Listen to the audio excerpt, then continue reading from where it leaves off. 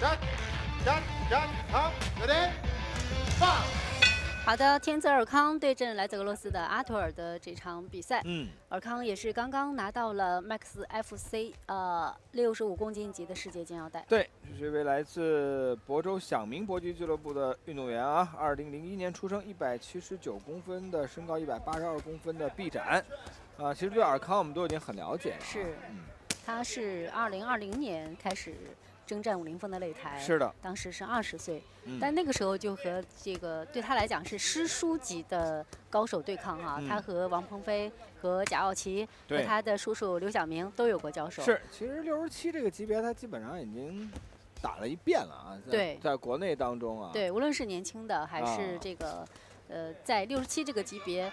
水平比较高的是一流的选手都有过交手，对，所以说也正是因为有很多场比赛的经验，才使得我们今天看到的尔康是一个升级版的他呀。是，身体的硬度也增加了。对，很有意思的是，韩老师刚刚说拿到金腰带的是65公斤级，对，就减重去拿了个65的金腰带，有点像韩文豹啊，也是减重拿了一个自己的头衔。对。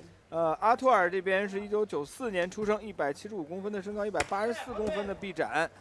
14胜9次 KO 掉了对手，一上来两个人的整个第一回合马上办成了，节奏打得还是非常的紧啊。尔康我觉得这2年非常好的一点就是我们一步一步看着他，就不管我还是那句话，在CKL 或者50风的擂台上啊，就是他除了技术的成长之外啊，就是他有一点非常好的，就是他的硬度慢慢起来了。对，这一点是非常重要的。就包括今天见到小明的时候，我还在跟他聊啊，你像那个张景涛的弟弟，就是张景辉也在练嘛，然后也见过他的比赛，就说就是一个运动员他的硬度能否提上来啊，可能会决定他未来的职业生涯能够走多长，非常重要的一个板块。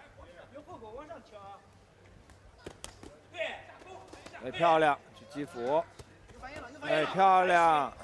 对，在拳的连击上，包括拳速上啊，这2年尔康长得确实是快。对，拳法进步不少。对，其实，在 CKL 俱乐部联赛当中，尔康战胜过这个消息格斗的周家强。周家强，实际上这件事情让周家强耿耿于怀。没错，哎，爆杆拳来了。对，今天尔康打得很聪明，就是沿着纵轴往上打的这个过程，持续的去做击斧，去找打头。阿图尔也是经验非常丰富啊，前6秒钟压根不理人啊，强度到8的时候突然间就起身了。是，我们看尔康应该持续的去做击斧，我估计阿图尔应该这一回合能还有10秒。对，很难熬啊，对他来讲。好在这一回合剩下的时间不多了。是。哎，1、2的连击走中线。这场比赛尔康整个第1回合打得还不错啊，你怎么看，韩老师？我就刚想说，这个一直以来啊，看尔康打比赛就觉得他的拳法让我看着非常的过瘾啊。而且周家强耿耿于怀这件事啊，对，一直想来个2番战。他觉得在他自己的认为当中，觉得哎，尔康怎么可以战胜得了我？但实际啊，在10月26号，我们50风那个数字赛，50风549的比赛当中，周家强会出战。我们到时候大家也可以看一看周家强有没有变化，有没有进步。对，通过今天的比赛看一看2个人的2番战之后，周家强能不能够战胜尔康？到时候也得跟周家强聊聊这件事。其实我能明白，就是那个时候，尔康最早还是打65居多嘛，然后刚打67，结果就把周家强给掀翻了，所以周家强心里憋着这口气儿，也可能是应该的啊。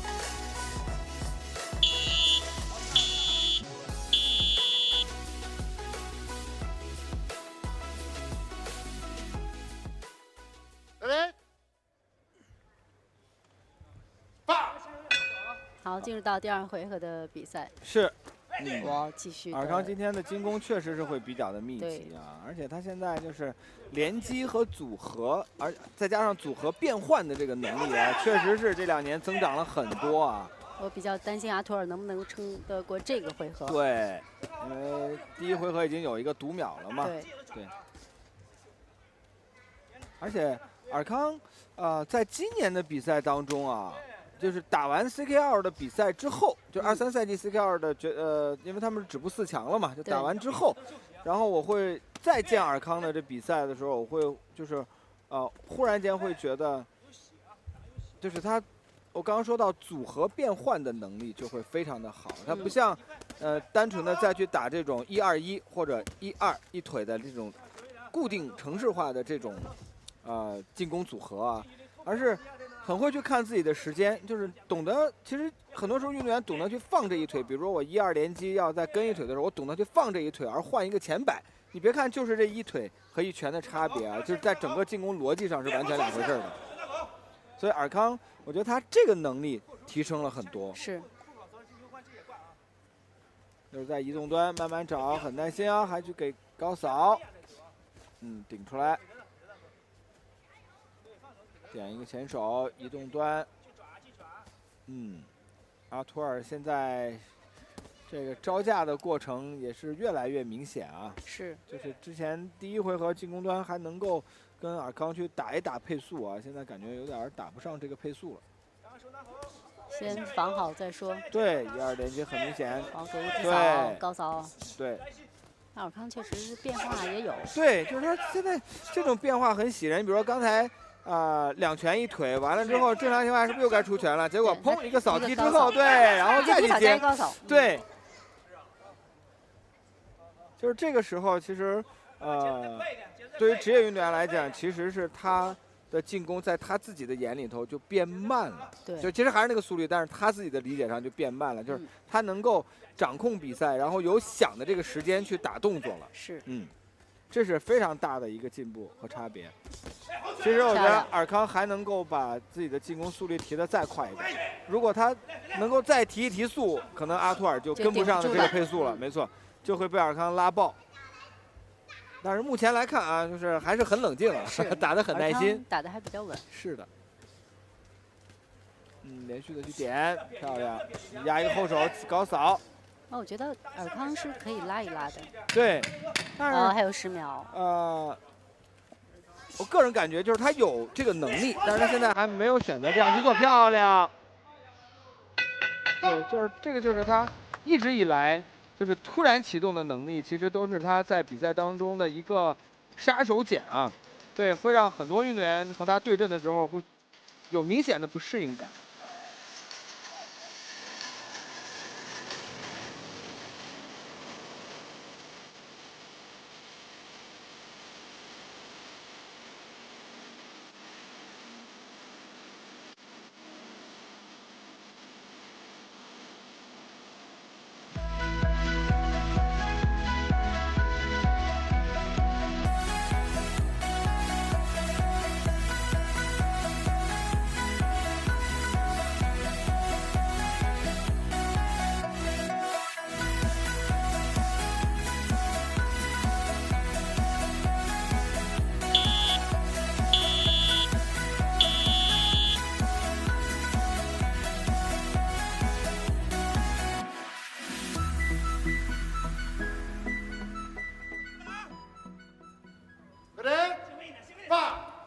好，第3回合，开局之前，尔康的边角刘晓明也在跟他说，让他兴奋一点。确实打得太稳了。对。哎，漂亮。看看能不能提速啊，把对手给拉爆。移动端出来，上步的前直，对，确实出的会比较的稳健啊。是。漂亮！这个纵轴的连击啊！哎呦，漂亮！给正蹬，力量感也保持的不错啊！哎，扫踢上来之后，现在已经开始满场追着对手去打了。他还是把比赛的节奏刻意的拉慢了一些啊，没想拉爆。对。但是目前来讲，觉得有这个能力，而我们现场也缺少这种燃的气氛。对。我觉得尔康可以制造一点。我觉得今天他在第3回合又换了一个逻辑啊，就是去打纵轴啊。找头击斧，对，就是去打自己的纵轴。而且拳的落点也还都不错，哎，上勾，对。对手回一个，把对手看挤在围城角的时候也不着急。是。按照我们之前对尔康的理解，就是一旦把对手挤在围城角之后，这个长链条的进攻输出就来了。就是看一下比赛，现在还有1分20秒的时间，是看尔康什么时候能够这个爆一下。这是踢到对手的支撑腿。继续从移动端来找前手，对，漂亮1-2连击。后手的落点个漂亮。其实这3拳很能说明问题啊，前手的击斧找头，然后接一个后摆。这就是，这场比赛我说了好几次，尔康在自己进攻组合端的变化，就是他已经可以去驾驭和自己去完成组合了，就像，拼乐高一样，你之前是固定拼一个图，然后你现在按照自己的想法拼出来自己创造的一个图，这是完全2个概念啊。对，就是到达了另外的一个阶段。对，是的。但尔康今天打的还是比较稳，没错，一直觉得打得漂亮，1-2连击击斧上钩，就是这种6到8的组合，确实是变化会更多一些。冲扫，对，后手给的不错啊，又是上钩接前摆，挂后直，还有10秒，对，希望能够爆发一下。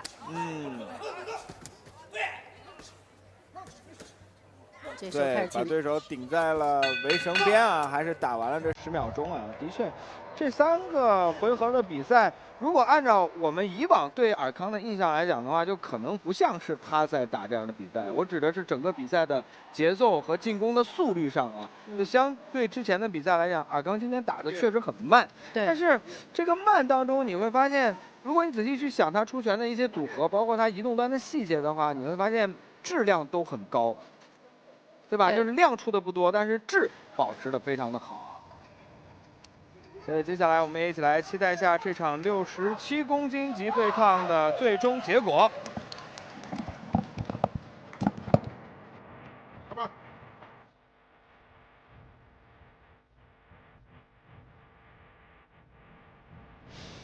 现在宣布比赛结果，3位裁判一致判定30比26，红方胜。祝贺